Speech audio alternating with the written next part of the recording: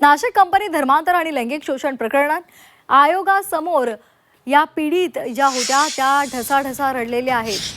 कर्करोगग्रस्त वडिलांच्या उपचारासाठी आम्ही हे सगळं सहन केल्याचं एका पीडितेने सांगितलंय। केमोथेरपीच्या पैशांसाठी नोकरी सोडली नाही असंही सांगितलेलं आहे। तर आताची महत्त्वाची बातमी आपण पाहतोय। नाशिकमध्ये आयटी कंपनीमध्ये धर्मांतर आणि लैंगिक शोषण प्रकरण या संदर्भात आता तपास केला जातोय आणि त्याचबरोबर राष्ट्रीय महिला आयोगाचं पथक सुद्धा 2 दिवस नाशिकच्या मुक्कामी होतं आणि या पथकानं संपूर्ण या प्रकरणाची तपासणी केली, त्याचबरोबर माहिती जाणून घेतली, पीडितांशी सुद्धा संवाद साधला आणि या पीडितेने यावेळी जबाब देत असताना कर्करोगग्रस्त बापाच्या उपचारासाठी आपण सगळं सहन केलं, केमोथेरपीच्या पैशांसाठी नोकरी सोडली नाही असंही तिनं सांगितलेलं आहे। अर्धांगवायूनं वडील अंथरुणावर पडून होते, त्यामुळे दुसरी सुद्धा बळी पडली अशी माहिती सध्या समोर आली आहे। गरिबी आणि हतबलतेचा निर्दयीपणे गैरफायदा घेतला गेला, आरोपीच्या विकृत षडयंत्राला आम्ही बळी पडलो असं त्यांनी सांगितलंय।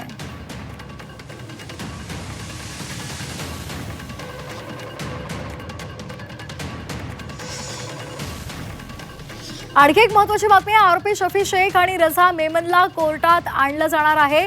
दोघांची पोलीस कोठडी संपत असल्यामुळे त्यांना आज कोर्टात हजर केलं जाणार आहे। या दोघांवर धार्मिक भावना दुखावणं, छळाचे आरोप, त्याचबरोबर विनयभंग या प्रकरणामध्ये गुन्हे दाखल आहेत।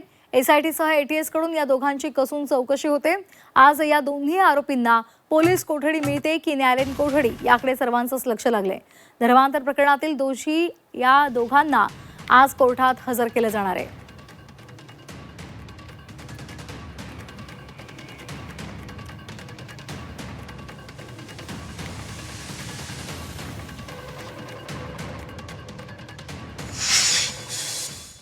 तर नाशिक आयटी कंपनी धर्मांतर आणि लैंगिक शोषण प्रकरणात निदा खानच्या अटकपूर्व जामिनावर आज सुनावणी होणार आहे।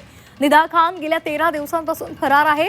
नाशिक आयटी कंपनीतील फरार संशयित आरोपी निदा खानच्या अटकपूर्व जामिनावर आज सुनावणीची शक्यता आहे। नाशिक न्यायालयामध्ये सुनावणीची शक्यता आहे। गेल्या काही दिवसांपासून निदा खान फरार आहे। आयटी कंपनी प्रकरणामधल्या अटकेमध्ये असलेल्या संशयित आरोपींना मदत केल्याचा निदा खानवर आरोप आहे।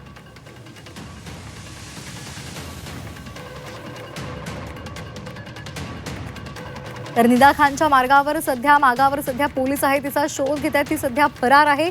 गेल्या 13 दिवसांपासून तिचा शोध घेणं सुरू आहे। मात्र आता तिने अटकपूर्व जामिनासाठी अर्ज दाखल केलेला होता, त्यावर आज सुनावणी होणार आहे।